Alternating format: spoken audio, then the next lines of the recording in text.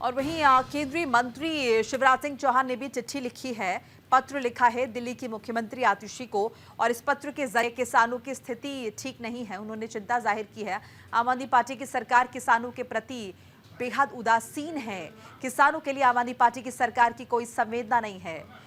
आतिशी ने किसानों के हित में उचित फैसला नहीं लिया है, ये आरोप लगाया केंद्रीय मंत्री शिवराज सिंह चौहान ने और आड़े हाथों लिया है आतिशी को, मुख्यमंत्री आतिशी को। तो दिल्ली में विधानसभा चुनाव से पहले सियासत गर्म है और इसी कड़ी में एक के बाद एक आरोप लग रहे हैं, एक के बाद एक निशाने साधे जा रहे, कटाक्ष हो रहे हैं। और बीजेपी की तरफ से अभी प्रेस कॉन्फ्रेंस आपने सुनी, वीरेंद्र सचदेवा को आपने सुना, और केंद्रीय मंत्री शिवराज सिंह चौहान ने चिट्ठी के जरिए सीएम आतिशी से सवाल पूछा है कि किसानों के लिए उचित फैसले नहीं लिए उन्होंने अपनी सरकार में, जबकि उनके पास मौका था। तो आम आदमी पार्टी की सरकार किसानों के प्रति बेहद उदासीन रवैया रखती है, कोई संवेदना नहीं है। ये उन्होंने चिट्ठी लिखकर मुख्यमंत्री आतिशी से सवाल पूछा।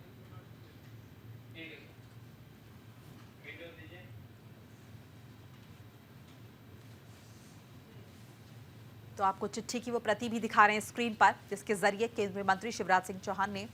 दिल्ली की मौजूदा मुख्यमंत्री आतिशी को निशाने पर लिया है, खत लिखा है और सवाल पूछा है। ज्यादा इंफॉर्मेशन के लिए हमारे साथ आनंद कुमार सिंह जुड़ चुके हैं, हमारे सहयोगी। आनंद, चिट्ठी स्क्रीन पर हम दिखा रहे थे, प्रति वो दिखा रहे थे जिसमें बाकायदा शिवराज सिंह चौहान की तरफ से दिल्ली में किसानों की स्थिति पर चिंता जाहिर की गई है। क्या क्या पॉइंट्स रेज किए गए हैं इस चिट्ठी के जरिए, जरा विस्तार से बताइए। देखिए मोनिका, ये चुनावी बेला है और विधानसभा चुनाव का ऐलान 6 या 7 के आसपास हो जाएगा और दिल्ली में आचार संहिता लग जाएगी। लेकिन उससे पहले बीजेपी अब लगातार आम आदमी पार्टी पे एग्रेसिव खेल रही है और एक के बाद एक हमले कर रही है। कुछ देर पहले ही जो कि देश के कृषि मंत्री हैं सब, और उसके साथ रूरल डेवलपमेंट मंत्री है शिवराज सिंह चौहान, उन्होंने एक लेटर लिखा है दिल्ली के मुख्यमंत्री आतिशी को, जिसमें उन्होंने सवाल उठाया कि दिल्ली सरकार जो पिछले 10 साल से दिल्ली में काबिज है वो किसानों को लेकर उदासीन है और जो रवैया है उनका वो कहीं ना कहीं किसानों के हितैषी नहीं है। जो कई योजनाएं दिल्ली के लिए लागू की गई थी वो लागू नहीं की, जिसके बाद वो उनने साफ कहा कि जो सरकार है वो कहीं ना कहीं किसानों को लेकर उतनी वफादार नहीं है। लेकिन उसी बीच दिल्ली बीजेपी जो कि प्रदेश यूनिट है, उन्होंने भी बड़े हमले करे हैं और सीधे प्रेस कॉन्फ्रेंस में प्रदेश अध्यक्ष वीरेंद्र सचदेवा मौजूद रहे और उन्होंने बताया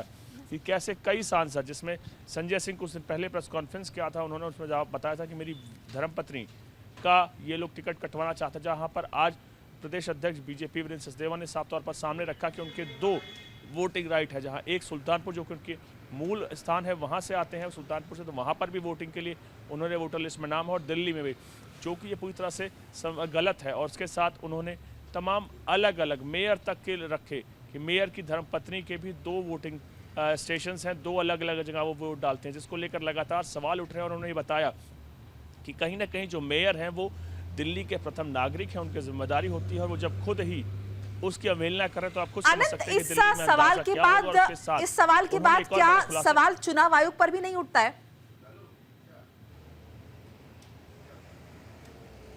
देखिए, जांच करने को लेकर तमाम चीजें पहले भी गई हैं। बीजेपी चुनाव आयोग के पास गई थी कि तमाम लगभग 5 लाख से ज्यादा, जब मैंने खुद उनसे सवाल किया था हर्ष मल्होत्रा से कि कितने होंगे दिल्ली में जो फर्जी वोटर्स होंगे, तो उन्होंने बताया कि 5 लाख से ज़्यादा फर्जी वोटर्स हैं। उसी दौर पर उन्होंने आज एक और खुलासा किया प्रदेश अध्यक्ष वीरेंद्र सचदेवा ने। उन्होंने ये बताया कि जामिया में फर्जी आधार कार्ड बनाने की मशीन थी जो 20 रुपये में आधार कार्ड बनाती थी और उससे लाखों आधार कार्ड बनाए गए थे, जिससे वो वोटिंग बाद में चेंज होती थी और कहीं ना कहीं उसी आधार कार्ड के एवज में वो वोटिंग राइट्स ले लेते थे, तो जिससे सीधे कहीं ना कहीं तमाम चीज़ें मैनिपुलेट होती थी और उसका सीधा फ़ायदा आम आदमी पार्टी के तौर पर सामने उनको मिलता था। उसको लेकर भी सवाल उठाया और आपको सबसे बड़ी बात है कि जो तमाम चीज़ें सामने रखी गई हैं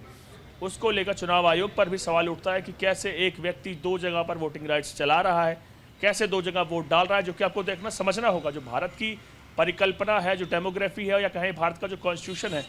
वो इस चीज़ को लेकर परिपक्व है कि वो साफ कहता है कि कहीं ना कहीं जो भी भारत का व्यक्ति है, क्योंकि यहाँ पे जो नागरिकता है वो सिंगल नागरिकता है, वो आदमी किसी स्टेट का नागरिक नहीं होता, सीधे भारत गणराज्य का नागरिक होता है। और उसके लिए ये बताया गया कि आपको एक जगह ही अपना वोटिंग राइट रखना है, जो कि कहीं ना कहीं माना जा रहा है कि इसको लेकर यह अवहेलना की गई है कानून की, जिसकी सज़ा एक साल तक की है। तो कहीं ना कहीं बड़ा सवाल बीजेपी ने आज सवाल खड़ा किया है आम आदमी पार्टी पर। और आपको समझना होगा, लगातार कई दशकों की बाहर रहने के चलते बीजेपी पूरी तरह से अग्रेसिव है और आप तमाम आरोप देख सकते हैं सीधे आम आदमी पार्टी पर दागे जा रहे हैं। जी बिल्कुल आना, देखिए इससे पहले हमने ये भी सुना था, आम आदमी पार्टी की तरफ से दावा किया गया था कि कहीं ना कहीं बांग्लादेशियों के फर्जी वोट के नाम पर पूर्वांचलियों को भी परेशान किया जा रहा है ताकि कहीं ना कहीं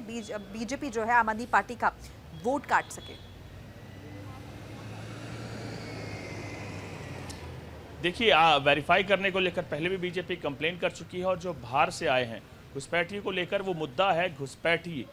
जो कहीं ना कहीं माना जा रहा है। आपने देखा लगातार बीजेपी नेता उसको लेकर वीडियो जारी कर रहे हैं। कल ही एनएचआरसी में सदस्य हैं प्रियंक कानूनगो, उन्होंने भी एक वीडियो जारी किया जिसमें उन्होंने दिखाया कि कैसे एक बांग्लादेशी पिछले 10 साल से दिल्ली में रह रहा है। खाने पीने से लेकर तमाम इंतजाम कहीं ना कहीं विपक्षी सरकारें कर रही हैं, विपक्षी नेता कर रहे हैं, जिसके बाद भारत के लिए कहीं ना कहीं खतरा होने के साथ साथ वो तमाम स्थिति को मैनिपुलेट करता है। वो आधार कार्ड बना लेता है तो भारत का नागरिक हो जाता है, तो कहीं ना कहीं तमाम चीजें। निश्चित तौर पे शुक्रिया आनंद कुमार सिंह, तमाम बातचीत जानकारी के लिए।